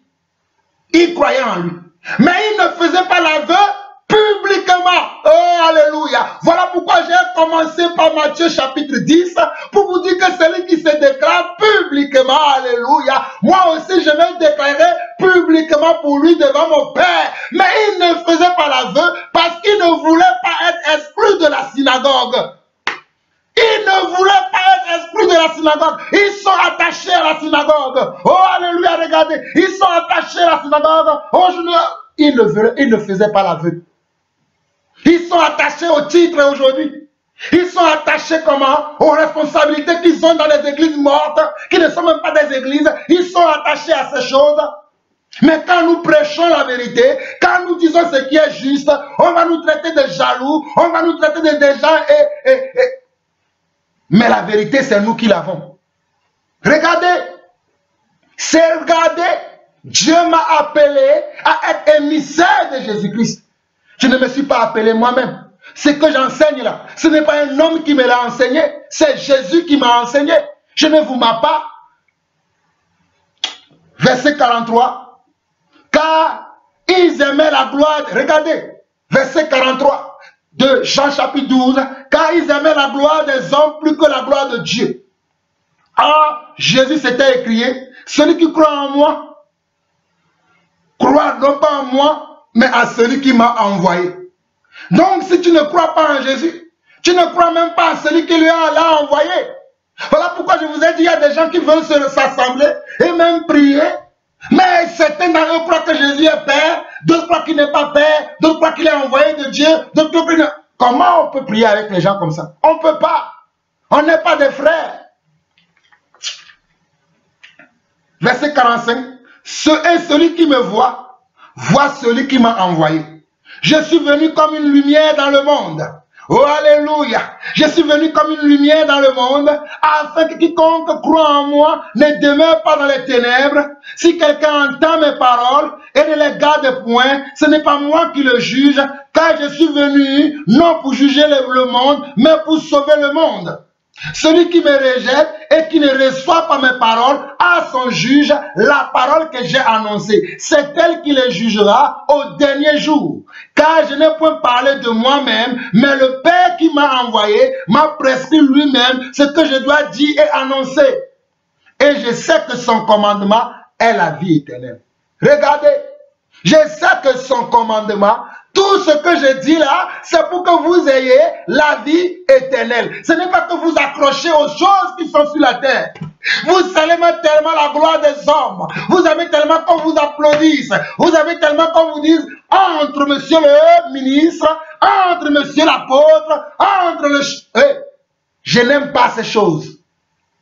Vous allez voir que beaucoup d'entre vous, quand vous m'écrivez, vous me dites merci. Qu'est-ce que je vous dis souvent? Je vous dis, ne me dites pas merci, mais remercions ensemble le Seigneur, car moi je ne fais que mon devoir. Il m'a appelé pour ça, mais celui que vous devez remercier, c'est celui que moi je vous présente. Verset 50. Et je sais que mon commandement est la vie éternelle. C'est pourquoi les choses que je dis, je les dis comme le Père me les a dit. Les hommes veulent comment? Veulent s'attacher au titre, veulent s'attacher aux fonctions qu'ils ont. Voilà pourquoi Jésus a dit même aux disciples, ne vous réjouissez pas lorsque les démons comment? Ne vous réjouissez pas lorsque les démons vous obéissent, ne vous réjouissez pas. Ne vous enorgueillissez pas, mais réjouissez-vous que vos noms sont inscrits dans le livre de vie. Alléluia. Oh, Shandarabakaria. Moi, je me réjouis parce que mon nom est écrit dans le livre de vie, parce que j'annonce les messages qui concernent le livre de vie. Je ne m'attache pas aux grâces, même si j'ai ces grâces, même si j'ai ces dons, même si la révélation de la parole, je l'ai, je ne m'attache pas à cela, je m'attache à ce qui vient après la révélation. Alléluia. Voici la différence entre cela et nous. Oh, alléluia. Acte 4, Acte chapitre 4, Acte chapitre 4. Lisons rapidement Acte chapitre 4. Vous allez encore être éclairés. Acte 4, verset 13 au verset 22. Rapidement, que le Seigneur nous aide Actes 4, verset 13 au verset 22. Nous n'avons pas le temps. Méditez tout ce chapitre. Moi, je vais lire les versets essentiels. Mais chez vous à la maison, méditez tout le chapitre de Actes 4 et de Actes 5. Verset 13.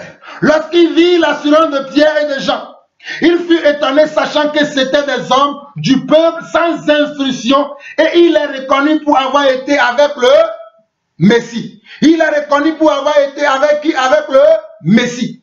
Quand quelqu'un a été avec Jésus, on le sent, on le reconnaît, sa vie. Regardez, ces hommes-là, c'était des pécheurs. Ils ne connaissaient pas Jésus-Christ. C'était des pécheurs. Mais lorsqu'ils avaient connu Jésus, et qu'ils ont marché 3 ans avec Jésus, Jésus a changé leur mentalité, Jésus a changé leur pensée, Jésus a changé leurs sentiments. Voilà pourquoi je vous donnais mon témoignage tout à l'heure, qu'il y a des gens qui pensent que j'étais toujours le laté Jean-Paul qu'ils ont connu il y a 20 ans, il y a 15 ans. Ils pensent que je suis toujours ce laté.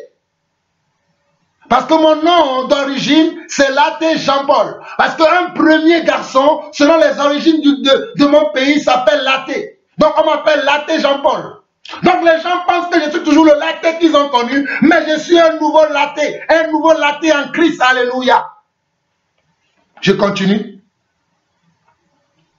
Verset 14. Mais comme il voyait là près d'eux l'homme qui avait été guéri, il n'avait rien à répliquer. Regardez. Les disciples ont encore guéri des gens. Ils ont encore guéri des gens. Et les sacrificateurs veulent s'opposer encore. Suivez l'histoire. Mais comme ils voyaient près de l'homme qui avait été guéri, il n'avait rien à répliquer. Il leur ordonnait de sortir du Sanhédrin et ils délibéraient entre eux disant, que ferons-nous à ces hommes? Car il est manifeste pour nous, tous les habitants de Jérusalem, qu'un miracle signalé a été accompli par eux et nous ne pouvons pas le nier. Mais afin que la chose ne se répande pas, regardez, mais afin que la chose ne se répande pas, nous ne voulons pas faire la propagande de leur croyance, de ce qu'ils disent. Voilà pourquoi ils vont vous dire, ne partagez pas mes enseignements, ne partagez pas mes vidéos, parce que je suis un illuminé. Regardez, ça ne date pas d'aujourd'hui. Mes pères dans la foi ont subi comment? Les mêmes injustices. Il dit quoi? Mais afin que la chose ne se répande pas davantage parmi le peuple, défendons-le avec menace de parler désormais à qui que ce soit en ce nom-là. Défendons-le de ne plus parler aux gens en ce nom-là, de ne plus enseigner ce que cette personne, Yeshua le Messie, ce qu'il leur a enseigné. Défendons-le d'enseigner les mêmes choses. Et les ayant appelés, il leur défendit absolument de parler et d'enseigner au nom de Jésus. Ils ont appelé les apôtres, ils les ont défendus sévèrement. Ne parlez plus en ce nom.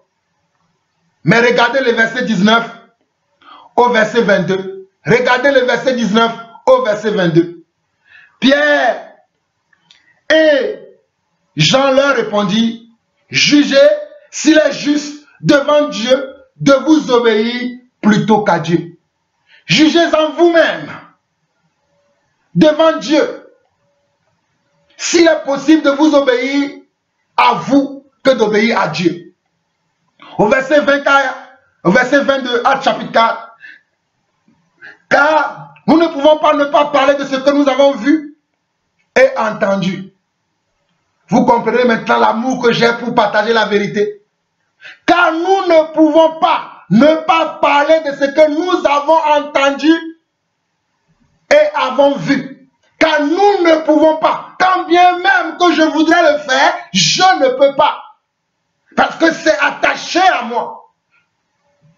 Il lui fit de nouvelles menaces et les relâchèrent, ne sachant comment les punir à cause du peuple, parce que tous glorifiaient Dieu de ce qu'il était arrivé, car l'homme qui avait été l'objet de cette guérison miraculeuse était âgé de plus de 40 ans. Vous lirez la suite. Allons dans Actes 5 rapidement, le verset 17 au verset 20. Actes 5, verset 17 au verset 20. Il y a eu encore beaucoup de choses que les apôtres ont fait. Il y a eu des gens qui sont morts. Il y a eu des gens qui n'ont pas respecté les apôtres, qui n'ont pas respecté la parole de Dieu, qui n'ont pas respecté leur engagement. Dans le début du chapitre 5, il y a Ananias et Saphira qui ont menti à l'Esprit de Dieu et par leur mensonge, ils ont trouvé la mort et la main de Dieu continuait à se poser sur les apôtres. Oh, alléluia! Mes chers frères et sœurs, si vous lisez le verset 12 au verset 14 ici, on dit beaucoup de miracles et de prodiges se faisaient au milieu du peuple par les mains des apôtres. Ils se tenaient tous ensemble au portique de Salomon et aucun des autres n'osait se joindre à eux, mais le peuple les louait hautement.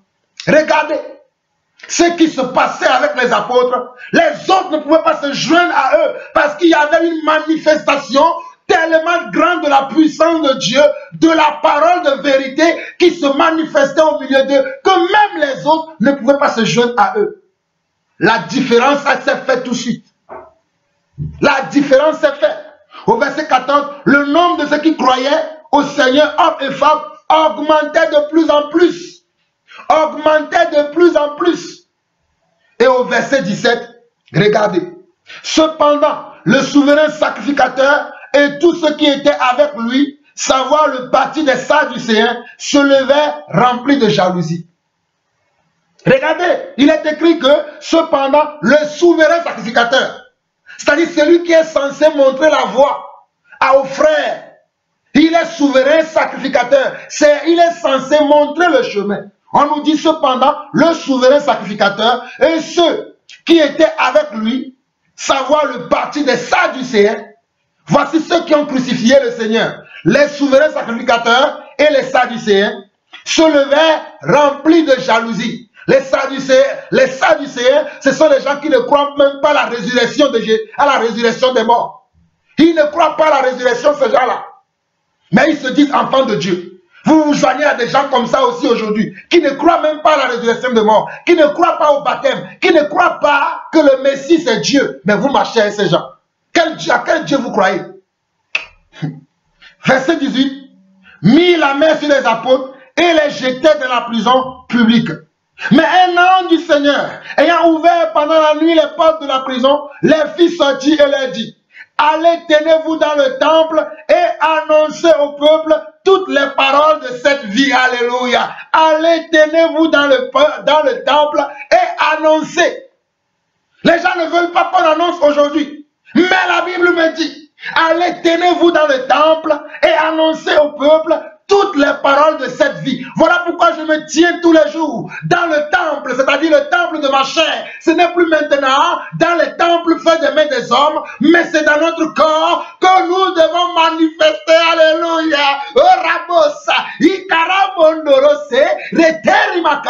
Aujourd'hui le temple c'est moi. Aujourd'hui le temple c'est toi. Aujourd'hui le temple c'est nous qui avons reconnu le Messie. C'est nous qui avons accepté le contrat. C'est nous qui avons signé l'engagement de marcher dans cette vérité jusqu'à la fin de nos jours. Nous devons parler, nous devons nous exprimer avec foi. Allez, verset 20 de Actes chapitre 5. Allez, tenez-vous dans le temple et annoncez au peuple toutes les paroles de cette vie. Oh, nous n'avons pas le temps parce que je vais vous montrer encore un autre passage de Actes. Après, je vais m'arrêter. Actes 5, verset 25 au verset 29. On nous dit, on peut continuer même jusqu'au verset 29, c'est très important. Ayant entendu cela, il entrait dès le matin dans le temple et se mit à enseigner. Le souverain sacrificateur et ceux qui étaient avec lui étant arrivés, il convoquait le Sanhédrin et tous les anciens des fils d'Israël et il envoyait chercher les apôtres à la prison. Les huissiers à leur arrivée ne les trouvaient point dans la prison. Ils s'en retournaient et firent leur rapport en disant: nous avons trouvé la prison soigneusement fermée et les gardes qui étaient devant les portes mais après avoir ouvert, nous n'avons trouvé personne dedans. Lorsqu'il eut entendu ces paroles, le commandant du temple et les sacrificateurs, regardez, le commandant du temple fait des mains des hommes, car Dieu n'habite plus dans les temples faits des mains des hommes. Il habite maintenant dans toi et moi, créé selon son image et sa ressemblance. Le commandant du temple et les principaux sacrificateurs ne savaient que penser des apôtres et des suites de cette affaire. Quelqu'un vint leur dire: voici, les hommes que vous avez mis en prison sont dans le temple et ils enseignent le peuple. Les hommes que vous avez mis en prison, et avant de les mettre en prison, vous les avez défendus expressément de prêcher encore au nom de Jésus, d'annoncer les messages de Jésus. Mais ils sont partis, ils font encore la même chose. Ils ne vous ont pas écouté, ils ne vous ont pas obéi parce qu'ils n'obéissent qu'au Père. Alléluia. Alors, verset 26, le commandant partit avec les huissiers et les conduisit sans violence, car ils avaient peur d'être lapidés par le peuple. Regardez, ils ont parti chercher les apôtres, mais ils ont aussi une peur que le peuple peut se rebeller pour dire pourquoi vous attrapez ces hommes. Verset 27, après qu'il les eut amenés en présence du Sanhédrin, le souverain sacrificateur les interrogea en ces termes. Ne vous avons-nous pas défendu expressément d'enseigner en ce nom-là? D'enseigner en ce nom-là. D'enseigner en ce nom-là veut dire d'enseigner les enseignements de Jésus. N'avons-nous pas défendu cela? Nous voulons garder la loi de Moïse, mais vous venez avec les enseignements de Jésus. Non, nous voulons rester sur Moïse, mais vous voulez rester sur Jésus. Non, c'est ça la vérité. Et voici, vous avez rempli Jérusalem de votre enseignement. Regardez, vous avez rempli Jérusalem de votre enseignement et vous voulez faire retomber sur nous le sang de cet homme. Mais c'est vrai, c'est vous qui l'avez tué. Pourquoi vous voulez nier maintenant? Regardez verset 29 au verset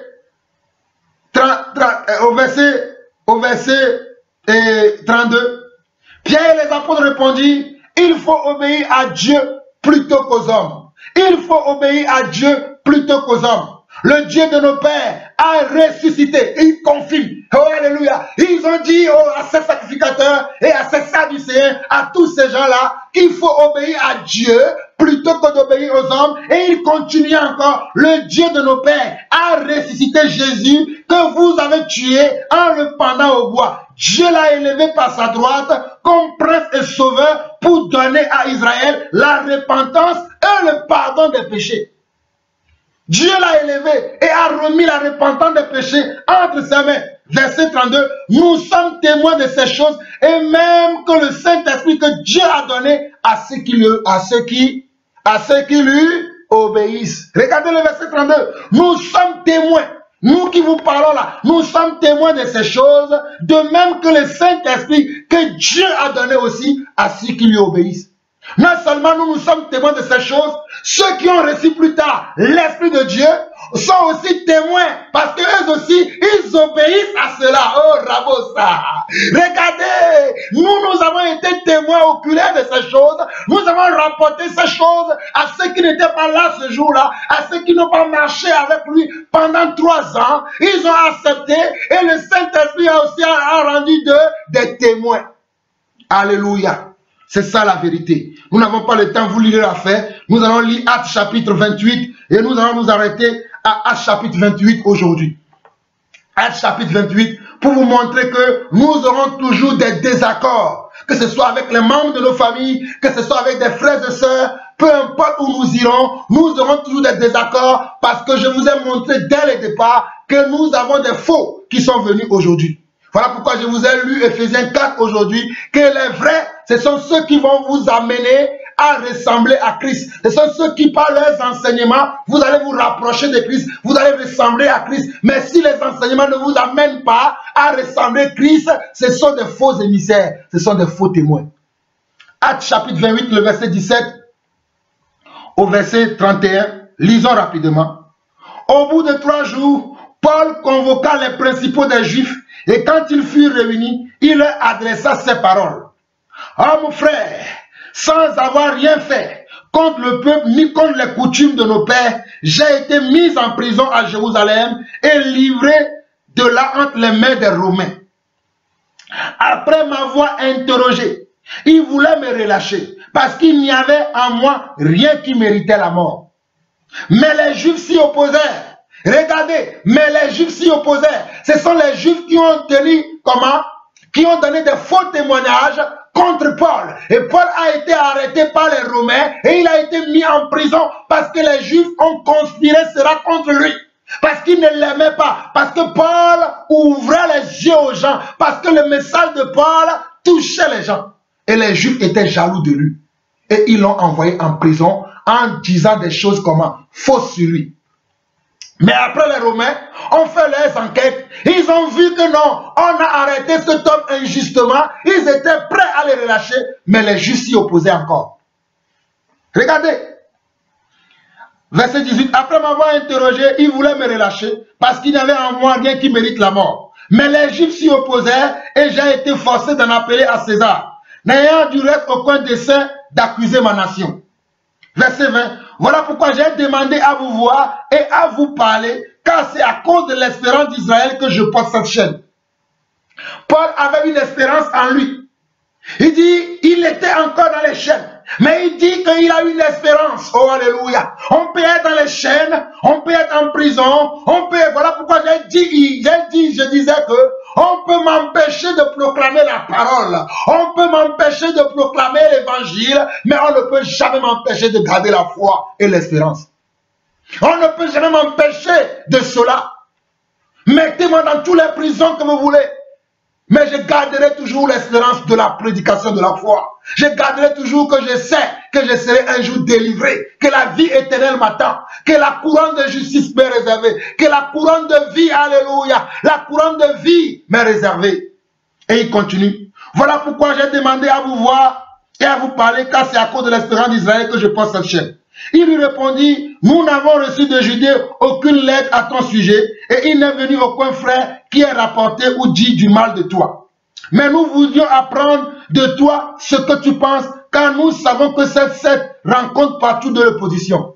Il parlait de nouveaux messages des apôtres, et ils appelaient ça un secte, parce qu'eux, ils ne croyaient pas au message que les apôtres véhiculaient, ils ont nommé ça un secte.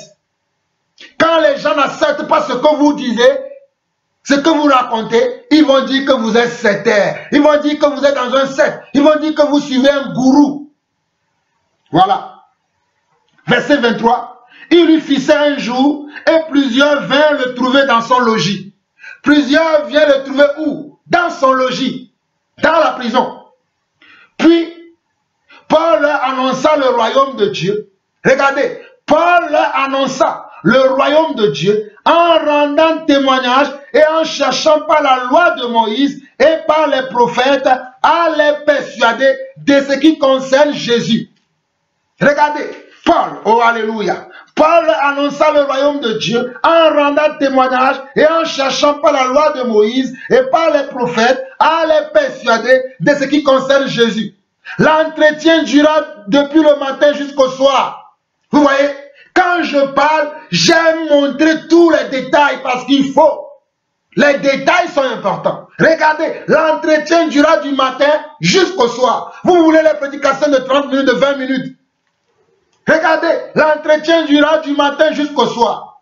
Les Juifs furent, regardez, les uns furent persuadés par ce qu'ils disaient et les autres ne crurent point. Regardez, Acte 28, verset 24. Les uns furent persuadés par ce qu'ils disaient, et les autres ne crurent point. Quand nous annonçons l'évangile, il y a certains qui sont persuadés, il y a d'autres qui ne croient pas. Cela est normal, car si, même à l'époque de Jésus, il y avait certains pharisiens et sadducéens, certains scribes qui croyaient et que d'autres ne croyaient pas, pourquoi à nous cela ne va pas nous arriver? Tel ils ont traité le maître, tel ils traiteront les envoyés aussi. Regardez, Acte 28, verset 24, les uns furent persuadés par ce qu'ils disaient et les autres ne crurent point. Verset 25, comme ils se retiraient en désaccord, Paul n'ajouta que ces mots. C'est avec raison que le Saint-Esprit parla à vos pères par le prophète Ésaïe, dit. Il dit la même chose que Jésus a dit dans Jean chapitre 12. Paul répète la même chose, ce qui veut dire que Paul connaissait la loi de Moïse. Il avait une maîtrise parfaite de cette loi, mais il savait que cette loi avait une fin. Il dit, verset 26, va vers ce peuple et dit, vous entendrez de vos oreilles et vous ne comprendrez point. Vous regarderez de vos yeux et vous ne verrez point. Car le cœur de ce peuple est devenu insensible. Ils ont endurci leurs oreilles et ils ont fermé leurs yeux de peur qu'ils ne voient, de leurs yeux qui n'entendent de leurs oreilles, qui ne comprennent de leur cœur, qui ne se convertissent et que je ne les guérisse. Verset 28, Acte 28, 28, Acte 28, 28. Sachez donc que ce salut de Dieu a été envoyé aux païens et qu'ils l'écouteront. Voici comment le salut est arrivé à nous les païens, car les juifs autochtones, les gens de la descendance d'Abraham ont rejeté. Voilà pourquoi au verset 28, Paul dira, sachez donc que ce salut de Dieu a été envoyé aux païens et qu'ils l'écouteront. Lorsqu'il eut dit cela, les Juifs s'en allaient, discutant vivement entre eux.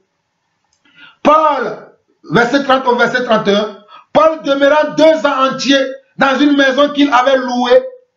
Il recevait tous ceux qui venaient le voir, prêchant. Regardez, Paul n'est plus dans les synagogues. Il a quitté les synagogues. Il a même, pour être libre, pour prêcher la vérité librement, on ne peut pas être affilié à une organisation humaine. Car les organisations humaines vont vouloir toujours que nous prêchons ce qu'eux ils veulent. Parce qu'eux ils veulent amuser la galerie, et ils veulent faire du théâtre, ils veulent faire comment? Du cinéma, ils veulent la gloire des hommes, ils veulent les titres, ils veulent... Mais quand vous voulez être affilié à une organisation, on va vous empêcher de dire la vérité. Voilà pourquoi je ne suis affilié à aucune organisation. Je veux ma liberté. Parce que c'est pour la liberté que Yeshua le Messie m'a affranchi afin que j'annonce sa parole. Il ne m'a pas appelé pour que j'annonce les dires des hommes, les pensées des hommes, les volontés des hommes, mais il m'a appelé en tant qu'émissaire, en tant qu'apôtre dans l'église, pour que j'annonce sa parole, la vérité. Alors on nous dit, au verset 30, au verset 31, Paul demeura 2 ans entiers dans une maison qu'il avait louée. Il recevait tous ceux qui venaient le voir, prêchant le royaume de Dieu et enseignant ce qui concerne le Seigneur Jésus-Christ en toute liberté et sans obstacle. Pour finir rapidement, je voulais finir en ce passage, mais le Seigneur me demande de vous lire un passage dans 2 Timothée. Dans 2 Timothée, rapidement, 2 Timothée chapitre 4, pour vous montrer que les gens vont nous quitter, les gens vont partir, mais cela est normal parce que nous ne sommes pas appelés à rester ensemble. La parole de Dieu divise toujours des gens, divise des familles, divise des frères. Vous pouvez marcher ensemble pendant des années, mais vous allez voir que les gens, entre-temps, vont vous quitter parce qu'ils vont voir que vous restez, vous demeurez fidèles. Dans Actes, chapitre 4, je dis dans 2 Timothée chapitre 4, le verset 9 au verset 15, 2 Timothée chapitre 4, le verset 9 au verset 15, Paul dit ceci. Il parlait à Timothée. Il dit, efforce-toi de venir me voir bientôt, car Démas m'a abandonné par amour du monde présent. Il est parti pour Thessalonique. Démas avait abandonné Paul. Pourtant, ils avaient commencé ensemble. Oh, voilà pourquoi la Bible dit, dans le livre de l'Ecclésiaste, que la fin d'une chose vaut mieux que son commencement. Il y a des gens qui ont bien commencé, mais qui vont mal terminer, parce que la pression du monde, la pression de la gloire, la pression de l'amour du monde, va les faire sortir de la vérité de Dieu. Paul dit, car Démas m'a abandonné par amour du monde présent, et il est parti à Thessalonique. La Bible dit, n'aimez pas le monde. Entre-temps, Démas a oublié cela, il est parti par amour du monde. Crescent a rejoint la Galatie, et Tite s'est rendu à Damasie. Eux, ils sont toujours dans la vérité. Seul lui qui est resté avec moi, regardez, seul lui qui est resté avec moi, prends Marc et amène-le avec toi, car il est d'une aide précieuse pour mon service. Par contre, j'ai envoyé Tychik à Éphèse. Quand tu viendras, apporte-moi le manteau que j'ai laissé à Troas, chez Carpus, ainsi que les rouleaux et surtout les parchemins. Les rouleaux, c'était quoi? Les rouleaux de la parole. Les parchemins, c'était quoi? C'était la parole. Paul voulait encore méditer, alléluia. Il dit, ramène-moi les rouleaux et les parchemins. Et regardez le verset 14 au verset 15. Alexandre le forgeron m'a fait beaucoup de mal, le Seigneur lui rendra selon ses œuvres. Voilà quelqu'un qui a marché avec Paul, mais aux dernières nouvelles, au lieu d'aider Paul, il lui faisait du mal. Et Paul en parle.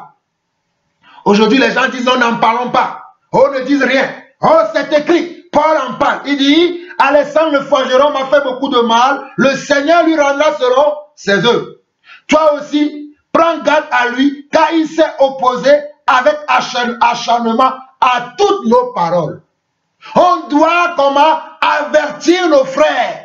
On doit avertir l'Église quand nous voyons qu'il y a des gens qui s'opposent à la vérité. Le rôle d'un serviteur de Dieu, c'est d'avertir le peuple qu'il y a des gens qui ne sont plus dans la vérité, qu'il y a des gens qui ont quitté le chemin de la justice, qui ont quitté la lumière, qui ont quitté l'esprit, qui ont emprunté la voie de l'égarement, qui ont emprunté la voie de l'erreur. Et notre rôle, c'est d'avertir le peuple. Voilà pourquoi j'avertis. Et je vous montre au verset 14 au verset 15, on nous dit, 2 Timothée 4, verset 14, verset 15, Alexandre le forgeron m'a fait beaucoup de mal, le Seigneur lui rendra selon ses œuvres. Toi aussi, prends garde à lui.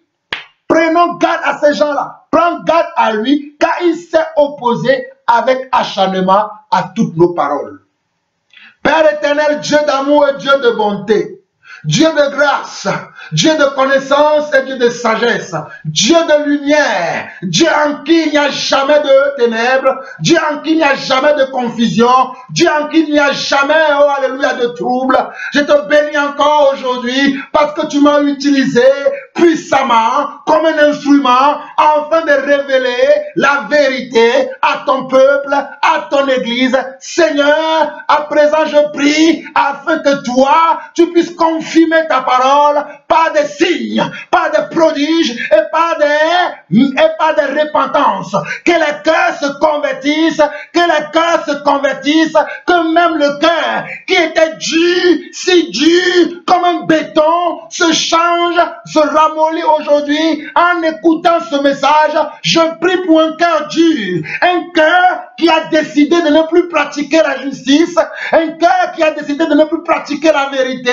Seigneur, en tant qu'intercesseur, j'intercède pour ce cœur, j'intercède pour ce frère, j'intercède pour cette soeur. Je prie, Papa, ramène ce frère, ramène cette soeur, ramène ce serviteur, ramène cette servante au nom de Jésus-Christ, au nom de Yeshua, le Messie. Père, béni sois-tu pour ce que tu fais. À toi la gloire, l'honneur pour les siècles des siècles. Au nom de Yeshua le Messie, nous avons ainsi prié. Amen.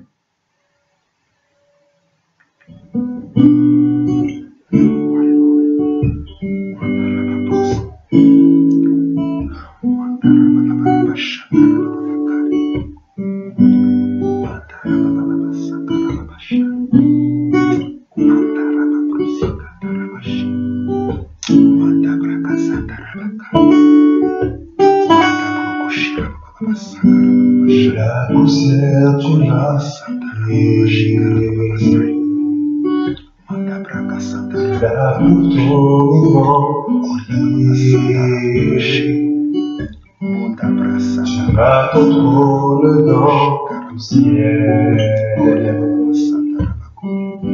qui est comme toi, ô éternel. La poussière tu m'as créé, cela pour ton immensité. Tu as ton trône dans le ciel, qui est comme toi, ô éternel. Toi qui as souffert pour moi à la croix, tu sais parfois je ne réalise pas. Je te crains de l'obéir à ta gloire. Je veux, Seigneur, vivre pour toi. Je veux te plaire, Seigneur, car tu es mon Père, Seigneur. Je veux t'aimer, car tu m'as aimé le premier, malgré le chemin étroit. Je peux compter sur toi, marcher selon tes voies. Tu es mon roi. Je veux te plaire, Seigneur, car tu es mon Père. Seigneur, je veux t'aimer, car tu m'as aimé le premier, malgré le chemin étroit. Je peux compter sur toi, marcher selon tes voies. Tu es mon roi. Nous vivons dans les derniers temps. Oh, alléluia, nous vivons dans les derniers temps, Seigneur. Péché n'a plus d'importance. Je peux être sensible à ta voix. Ne pas pécher contre toi. Nous vivons dans les derniers temps. Péché n'a plus d'importance. Je veux être sensible à ta voix. Pour ne pas pécher contre toi. Toi qui as souffert pour moi à la croix. Je sais parfois je ne réalise pas. Je veux te craindre et obéir à ta loi. Je veux, Seigneur, vivre pour toi. Je veux te plaire, Seigneur, car tu es mon Père. Seigneur, je veux t'aimer, car tu m'as aimé le premier, malgré le chemin étroit. Je peux compter sur toi, c'est marcher selon tes voies. Tu es mon roi. Tu es notre roi, tu es notre Dieu. Je veux te plaire. Je veux te plaire, Seigneur. Car tu es mon Père. Car tu es mon Père, Seigneur. Je veux t'aimer. Alléluia. Car tu m'as aimé le premier, malgré le chemin étroit. Je peux compter sur toi, marcher selon tes pas. Tu es mon roi. Jésus, je veux te plaire. Jésus, car tu es mon Père. Jésus, je veux t'aimer, car tu m'as aimé le premier, malgré le chemin étroit. Je peux compter sur toi, marcher selon tes pas. Tu es mon roi, Yahweh. Marcher selon tes pas. Tu es mon roi, prince de paix. Marcher selon tes pas. Tu es mon roi. Merci, Jésus. Marcher selon tes pas. Tu es mon roi. Shalom, shalom, shalom, shalom, shalom.